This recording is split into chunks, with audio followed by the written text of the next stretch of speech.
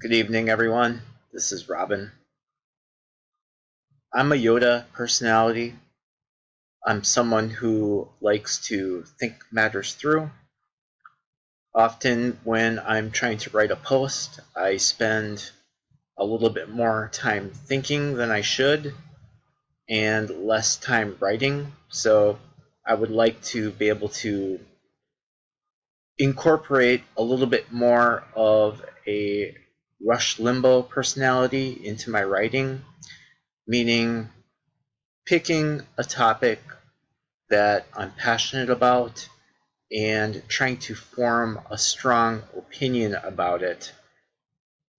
And I think that if I do a little bit more of that, I'll be able to get my thoughts down on paper a little bit more quickly. So right now I'm a Yoda, and in the future I'm going to try to include a little bit more Rush Limbaugh with that Yoda.